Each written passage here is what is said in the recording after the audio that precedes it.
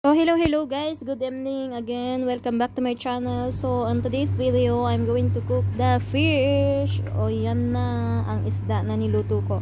So meron niyang sibuyas, kamatis, bawang, tsaka yung pampalasa na toyo. So para siyang inadobong fish da. So, eto naman, rice. So, niluto ko yan kagabi. So, ayan, bahaw siya guys. Bahaw, masarap ba? Masarap bahaw kung sa sa Bisaya. So, eto naman, yan, karne. So, isisigang ko yan. Yung parang may konting-konting laman loob sa, karof. So, isisigang ko yan. Meron din siyang sibuyas, bawang, kamatis, ganyan. So, yan ang nakikita nyo. Nagasing-sing-sing-sing na guys. Pwede ng isang la. So, ayan. Sinigang yan guys. Dalagan ko yan siya ng patatas mamaya. So, kain tayo mamaya guys. O yan, masarap yan guys. Tingnan nyo, masarap siyang tingnan. Masarap din kainin.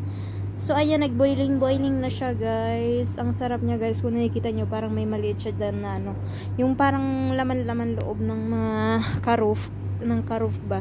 Pero hindi talaga siya totaling laman loob. So, ayan, nalagyan ko siya ng 2 pirasong patatas. Yan, patatas yan, guys. So, hihiwain natin yan mamaya ng pa-square. So, ihalo ko to mamaya. Hihiwain natin yan ng pa-square, guys. So, ayan na. Hinati ko sa gitna at hihiwain natin ng pa-square, guys.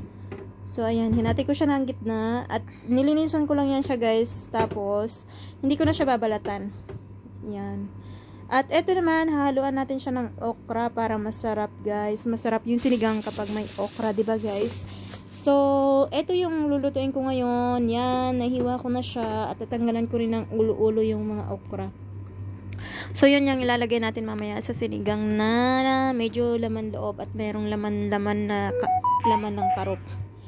So, guys, nakatikim na ba kayo ng karuf na laman loob na may karne yan ng karuf? So, ayan na, naluto na guys. So, ganyan na yung itsura niya.